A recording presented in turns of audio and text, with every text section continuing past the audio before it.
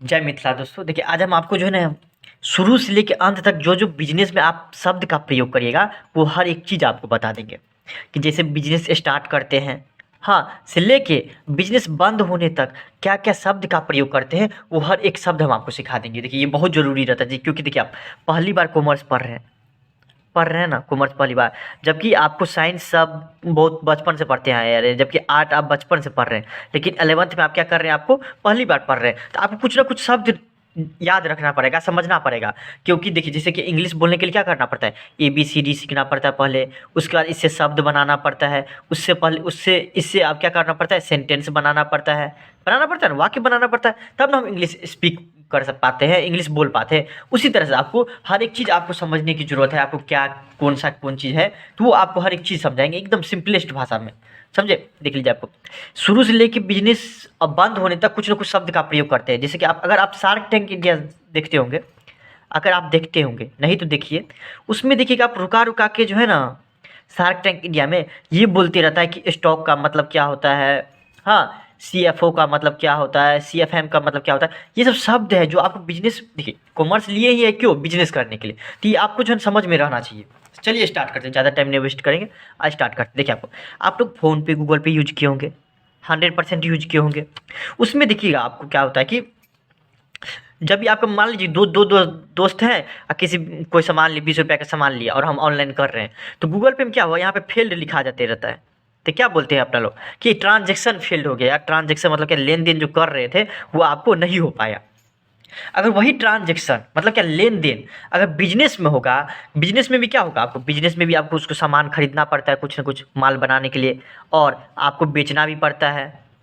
तो बेचने से हमारा क्या हो जाएगा, पैसा बढ़ जाएगा, खरीदने से क्या हो जाएगा, कम हो जाएगा। तो इससे क्या हो जाएगा, हमारा पैसा पे इफेक्ट पड़ेगा, समझ गए। तो ये हमारा क्या हो जाएगा, अगर बिजनेस में हम ट्रांजेक्शन करेंगे तो वो बिजनेस ट्रांजेक्शन हो गया। बात समझ में आएगी, सिंपल लैंग्वेज में समझिए, लिखना चाहिएगा तो आप ये लिख लीजिए कि व्यावसायिक लेन देन क्या बोलते हैं आपको, कि जिससे आपको फाइनेंशियल पोजीशन पे, बिजनेस पे इफेक्ट पड़े, उसी को बोलते हैं कि आपको बिजनेस ट्रांजेक्शन बोलते हैं, उसी को फाइनेंशियल ट्रांजेक्शन पे आपको जिससे इफेक्ट पड़े। समझ गए बातों को। फाइनेंशियल ट्रांजेक्शन क्या होता है, वित्तीय, वित्तीय मतलब क्या होता है, पैसा, पैसा का जिससे आपको कम हो जाए, बढ़ जाए, हाँ, तो वो होता है कि आपको बिजनेस ट्रांजेक्शन। ये आपको समझ के, हर बिजनेस में क्या होता है, बिजनेस का कुछ ना कुछ लेन देन होता है, ट्रांजेक्शन होता है, उसी को बोलता है व्यावसायिक लेन देन। अच्छा एक चीज़ बताइए आप, आपको बिजनेस स्टार्ट कैसे करता है, लोग पैसा से स्टार्ट करता है। चलिए स्टार्ट करते हैं बिजनेस। बिजनेस कैसे स्टार्ट करता है, लोग पैसा से स्टार्ट करता है, हाँ। तो पैसा जो स्टार्ट करता है कौन लगाता है, मालिक लगाता है। या तो पैसा लगा देगा या तो अपना वो लैंड दे देगा, मतलब कि ज़मीन बोलेगा इसी ज़मीन पे हम बिजनेस कर रहे हैं, या फिर आपको बिल्डिंग दे देगा, देगा ना इसी, या तो अपना ज़मीन पे स्टार्ट करेगा, हाँ, या दूसरे ज़मीन पे पैसा दे के स्टार्ट करेगा, या किसी न किसी तरह से बिजनेस स्टार्ट करेगा। 110% बिजनेस स्टार्ट करेगा। कौन करता है, मालिक। तो वो जो पैसा लगाता है मालिक बिजनेस में, उसको बोला जाता है, एक शब्द दे दिया है, उसको बोला जाता है कि आपको कैपिटल, कैपिटल उसको बोला जाता है। क्या बोला जाता है, कैपिटल। अगर मालिक पैसा लगाया बिजनेस में, किस में, बिजनेस में, कोई भी बिजनेस हो, पेन का बिजनेस हो सकता है, आपको फर्नीचर का बिजनेस हो सकता है, किसी भी चीज़ का बिजनेस हो सकता है, तो उसको क्या बोलेंगे, कैपिटल। अगर मालिक लगाएगा पैसा तो उसको बोलेंगे कैपिटल, मतलब क्या, पूंजी। क्या होता है वो, उसको बोलते हैं पूंजी। अगर मालिक बिजनेस में पैसा लगाएगा तो उसको हम क्या बोलेंगे, पूंजी बोलेंगे। समझिए बातों को। अब आते हैं आपको, मालिक लगाया पैसा उसको पूंजी बोल दिए तो कोई समझ में नहीं आना, दिक्कत नहीं होगा। क्या, capital is the amount invested by the owner in the business, मतलब क्या हुआ, मालिक के द्वारा लगाया गया राशि को हम पूंजी कहते हैं। अब आते हैं, एक और टर्म आएगा उस पर, एसेट। हम तो पैसा लगा दिए तो चलो कोई दिक्कत, पैसा को इंग्लिश में क्या से बोला जाता है, जमीन, बिल्डिंग भी हो सकता है कि हम अपना ज़मीन पे कर ले बिजनेस, बिजनेस करेंगे तो हमारा ज़मीन भी बिजनेस में आ गया ना। तो हम अपना ज़मीन दिए बिजनेस को, तो क्या हुआ आपको कि ज़मीन या बिल्डिंग में कर सकते हैं, अपना बिल्डिंग, खुद का बिल्डिंग होगा उसमें हम कर सकते, दुकान खोल सकते हैं। तो क्या हुआ, ये दोनों हम अपने बिजनेस को दे दिए, इस दोनों में हम क्या करेंगे, बिजनेस करेंगे अपना। इसको बोला जाता है एसेट, मतलब क्या हुआ, संपत्ति। वैसे कैश भी एसेट ही होता है, लेकिन आपको संपत्ति क्या होता है वो आप समझिए कि एसेट आर द प्रॉपर्टीज और things which is owned by a business, मतलब क्या हुआ, संपत्ति वो मूल्यवान साधन है जिन पर मालिक या स्वामित्व का अधिकार हो। जैसे आपको मान लीजिए मालिक बिजनेस खोला, जमीन अपना दे दिया, इस पे किसका अधिकार है, मालिक का अधिकार है। तो ये इसका क्या हो गया, एसेट हो गया। वही मान लीजिए आपको कि आपको अपना फर्नीचर का दुकान खोल लिया, किसी भी चीज़ का मान लीजिए किराने दुकान खोल लिया, उसमें एसी लगा लिया, एसी लगा लिया ताकि कंफर्टेबल हो। किराना दुकान में सोचिए एसी लगा लिया, तो वो उसका क्या हो जाएगा, एसेट हो जाएगा, संपत्ति। जो मालिक का हो ना वो उसको बोलेंगे संपत्ति, जिस पे मालिक का अधिकार हो उसको बोलेंगे संपत्ति। समझ गए बातों को? संपत्ति किसको बोलेंगे? जिस पे मालिक का अधिकार हो उसको बोलेंगे संपत्ति। देखिए भाई, बहुत कुछ रहता है, मालिक का बिल्डिंग रहता है, मालिक का गाड़ी रहता है, मालिक का बहुत कुछ रहता है, तो वो मालिक का जो भी सामान रहता है वो किसका क्या हो जाता है, संपत्ति हो जाता है। अच्छा एक चीज़ बताइए, और एक चीज़, लाइबिलिटी। अब आता है लाइबिलिटी क्या है, कि ऐसा भी हो सकता है ना कि बिजनेस कर रहे हैं हम, हाँ, तो बिजनेस कर रहे हैं तो मेरे पास पैसा नहीं है, पैसा नहीं है, फिर भी हम बिजनेस करना चाहते हैं। तो बिजनेस नहीं करना चाहते तो एक और आता है कि हम लोन ले लेते हैं, बोलते हैं कि दे हमको 10 लाख का लोन ले लेते हैं, उसका बिजनेस में हम जब पैसा आएगा तो हम लोन को चुकता कर देंगे, लोन हम कटा देंगे। तो क्या करते हैं, इसके लिए हम लोन लेते हैं। तो लोन जो लेते हैं, तो क्या लोन जो लेंगे, पैसा जो आएगा, पैसा तो आ जाएगा मेरे बिजनेस में, लेकिन हमको पैसा, हम पैसा नहीं देंगे उसको, पैसा कभी न कभी हम उसको देबे करेंगे।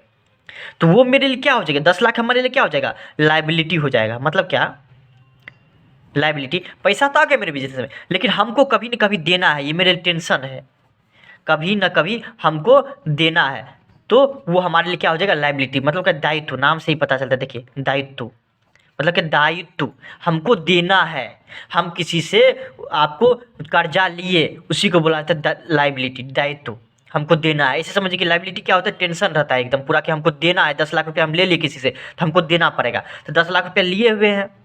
हाँ, ऐसा भी हो सकता है उधारी में भी हम माल खरीद सकते हैं, तो उसको भी पैसा देना पड़ेगा।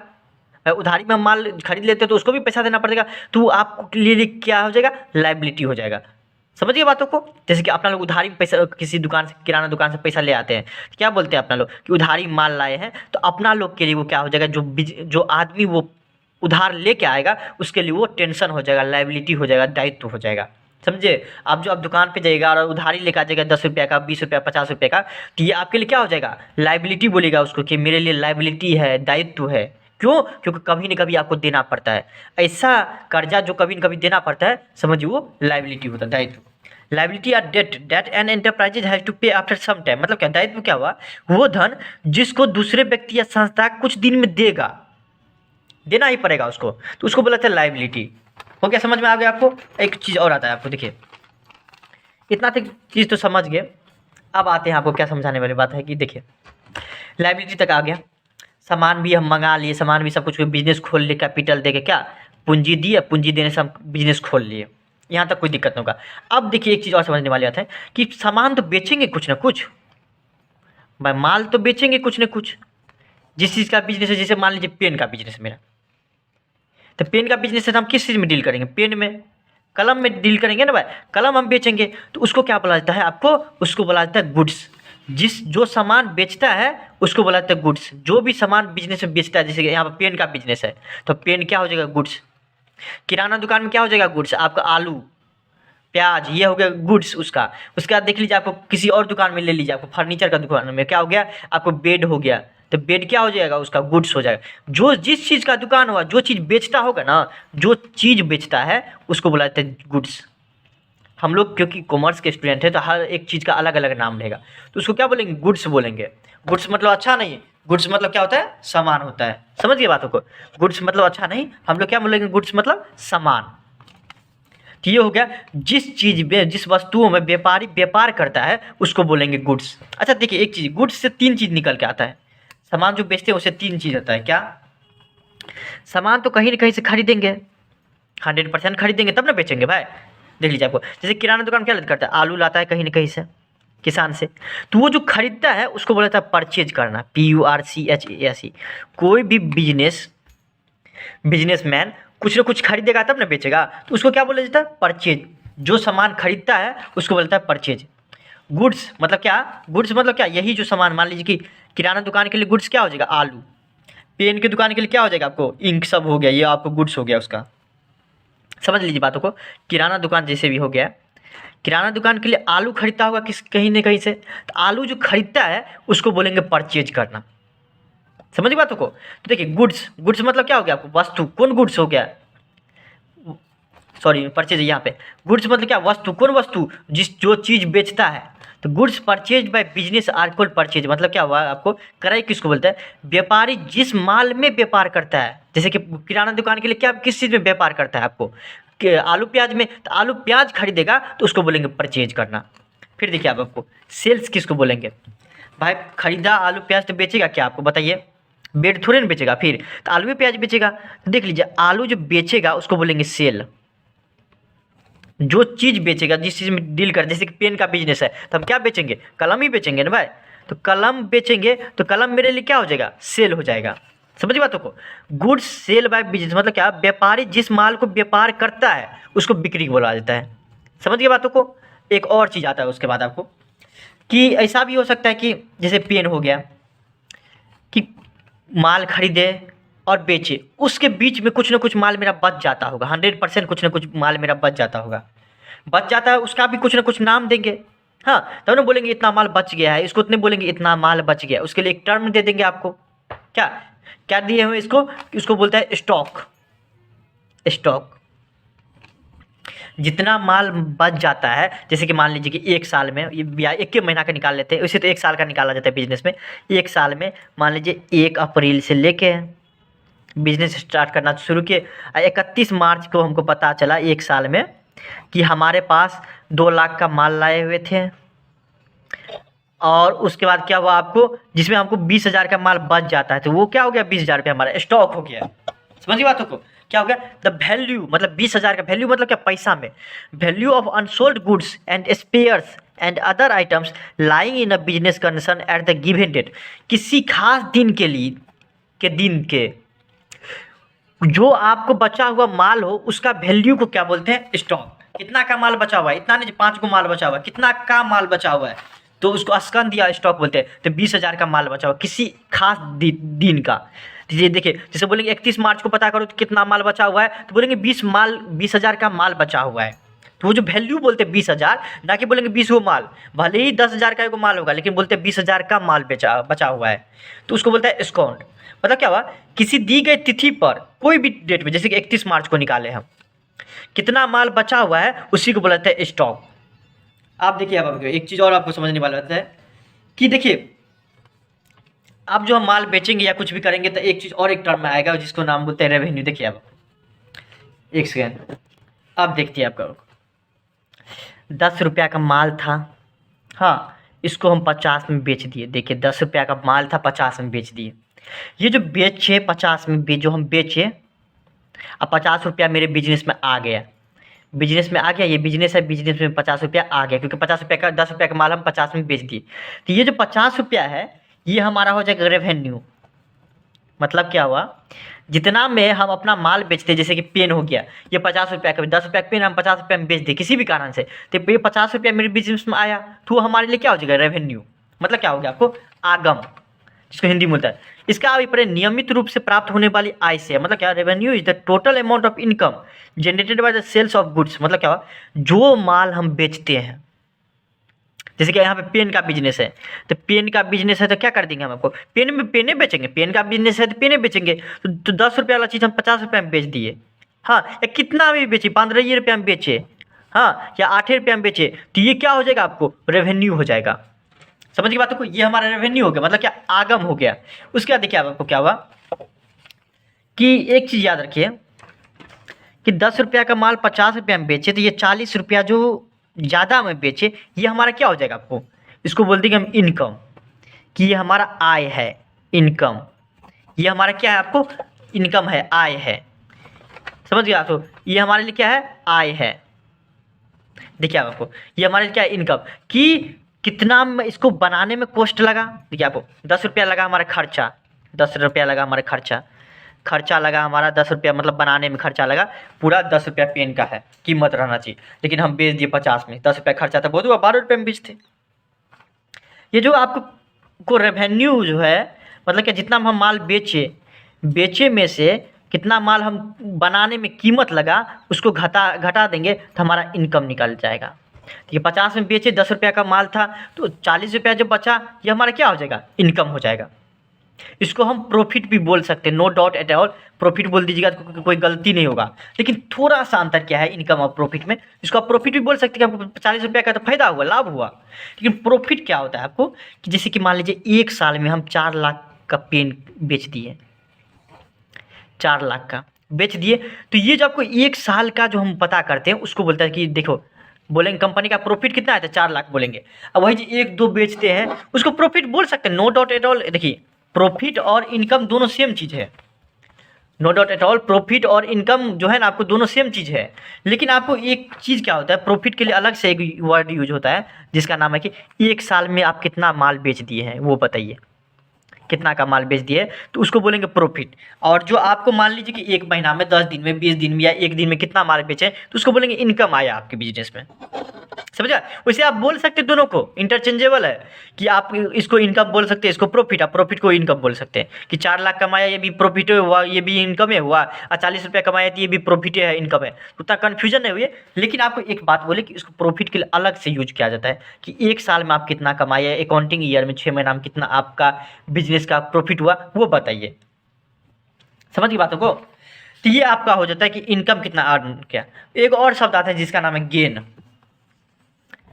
गेन आता है ना, जिसको अर्जन बोला जाता है, अर्जन हिंदी में अर्जन किसको बोला जाता है देखिए। तो गेन किसको बोला जाता है कि मेरा पेन का बिजनेस है तो हम क्या बेचेंगे, पेने न बेचेंगे। लेकिन क्या हुआ, हमारा मशीन पुराना हो गया, मशीन पुराना हो गया तो हम क्या कि नया मशीन एगो लाए कि ये मशीन को हम बेचना चाहते हैं। देखिए आपको किसी को पता नहीं था, क्योंकि नया नया कोई बिजनेस खोला होता, हम 5 लाख में मशीन खरीदे हुए थे, इसको हम 5,50,000 में बेच दिए। सोचिए यार, 6 महीना हुआ होगा, 1 महीना, 5,50,000 में बेच दिए। ये जो 50,000 का जो बेचे मशीन, पेन कप बनाने वाली मशीन, ये हमको ज़्यादा फायदा हो गया। तो ये हमारे लिए प्रॉफिट नहीं होगा, ना कि इनकम होगा, ये हमारे लिए गेन होगा। बोलिएगा क्यों? क्योंकि देखिए हमारा बिजनेस क्या है, पेन बनाने का, तो पेन बनाएंगे, अब पेन बना के बेचेंगे, तो उससे जो हमको पैसा आएगा उसको बोलेंगे प्रॉफिट या इनकम, प्रॉफिट या इनकम। लेकिन हमारा तो मशीन बेचने का बिजनेस नहीं है, बार बार तो मशीन नहीं बेचेंगे। तो वो अगर मान लीजिए किसी कारणवश बेचना पड़े या किसी कारणवश अगर उससे हमको पैसा आएगा तो उसको अलग से नाम देंगे जिसका नाम है गेन, क्योंकि हम लोग कॉमर्स के स्टूडेंट हैं। तो क्या करेंगे आप लोग, क्या क्या लिखिएगा आप लोग, गेन उसको बोलेंगे। समझ गए बातों को? ना कि बोलेंगे प्रॉफिट हुआ है, ना ही गेन, इनकम, क्या बोलेंगे, गेन हुआ है। तो ये आपको समझ में आना चाहिए। उसके बाद क्या, आपको ज़्यादा टाइम नहीं लगेगा, 1-2 और टर्म है वो समझ लीजिए आपको। अब बिजनेस खोले हैं तो कुछ ना कुछ खर्चा भी होगा, खर्चा होगा ना, 100% खर्चा होगा। तो वो जो बिजनेस पे कुछ कुछ खर्चा होता है माल बनाने में, जैसे कि पेन बनाने में जो जो खर्चा होगा उसको एक्सपेंस बोलेंगे। मतलब क्या, उसको व्यय बोलेंगे, खर्च। समझिए, जैसे कि रेंट देना पड़ता है, सैलरी देना पड़ता है, तो वो सब क्या हो जाएगा, हमारा एक्सपेंस हो जाएगा। समझ बात हो, खर्चा क्या हो गया। अब वही देखिए एक और टर्म आएगा जिसका नाम है एक्सपेंडिचर। एक्सपेंडिचर मतलब क्या हुआ आपको, खर्च जिसको बोलते हैं, इसको व्यय भी बोल सकते हैं। तो इसको खर्च किसको बोला जाता है वो समझिए बातों को। मनी स्पेंट और liability incurred for acquiring goods और सर्विसेज और एसेट्स। मतलब क्या, संपत्ति, माल अथवा सेवाएं प्राप्त करने के लिए किया गया कोई भी भुगतान अथवा संपत्ति का हस्तांतरण खर्च कहलाता है। देखिए आपको एक्सपेंडिचर एक्सपेंस में थोड़ा सा अंतर है। क्या आपको देख लीजिए, मान लीजिए कि हम आपको जो है ना पेन बनाने का मशीन खरीदे, ये जो आपको बताए हुए थे कि मशीन खरीदे 4 लाख में, ये जो नया मशीन जो खरीदे हम आपको, ये तो पुराना 5 लाख में बेच दिए, लेकिन नया मशीन का पर क्या हमको 8 लाख रुपया। तो 8 लाख रुपये का जो नया मशीन पेन, क्योंकि हम बेच दिए नहीं ये मशीन, तो 8 लाख रुपये में जो मशीन खरीदेंगे तो हमारा खर्चा होगा। हाँ, लेकिन बार बार ये खर्चा थोड़े ना होगा, ये खर्चा बार बार नहीं होगा हमारा। एक ही बार ना मशीन खरीद लेंगे, 6 महीना, 1 साल या 10 साल आपको नहीं खरीदना पड़ेगा, तो ये बार बार हमारा खर्चा नहीं होगा। जबकि हम माल बनाने के लिए, पेन बनाने के लिए आपको रॉ मटेरियल लाएंगे तो वो बार बार खरीदना पड़ेगा हमको, तो वो हमारा एक्सपेंस हो गया। रेंट बार बार देना पड़ेगा, सैलरी बार बार देना पड़ेगा हमको पेन बनाने के लिए, तो वो हमारा आपको खर्चा हो गया, एक्सपेंस। लेकिन आपको जो हम मशीन लाएंगे वो हम बार बार नहीं लाएंगे, एक बार लाएंगे उसका छोड़ देंगे, तो आपको ये हमारा किस टाइप का खर्चा हो गया, कैपिटल नेचर का। मतलब क्या, इसे समझिए कि बार बार नहीं होने वाला खर्चा है, तो वो आपको किस टाइप का खर्चा हो जाएगा, इसका अलग से एक नाम देंगे जिसका नाम है एक्सपेंडिचर। जिसका नाम क्या देंगे आपको, एक्सपेंडिचर। मतलब क्या, खर्च जो बार बार ना हो। समझिए बातों को। देखो ये भी तो खर्चे है, ये भी खर्चे है, पेन बनाने के लिए हम रॉ मटेरियल लाएंगे, सैलरी देना पड़ेगा, रेंट देना पड़ेगा, ये भी तो खर्चा ही है। अब ये मशीन खरीदे वो भी तो खर्चा ही है। लेकिन थोड़ा सा अंतर है क्या आपको कि ये बार बार देना पड़ता है इसलिए इसको एक्सपेंस बोलेंगे, और ये आपको बार बार नहीं देना पड़ता है इसलिए इसको एक्सपेंडिचर बोलेंगे। फिर देखिए अब आपको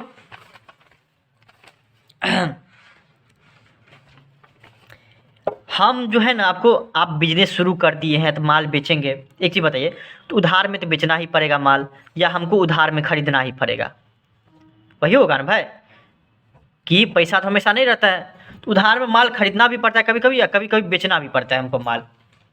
देखिए अब उधार में अगर हम खरीदेंगे, पहले हम दे देते हैं माल, हम बिजनेस खोले हैं, उधार में हमको 5,000 का माल लेके चले गए हैं, बुला के कल दे देंगे या 1 महीना बाद दे देंगे 5,000, बोले ठीक है कोई दिक्कत, तुम लेके चले जाओ।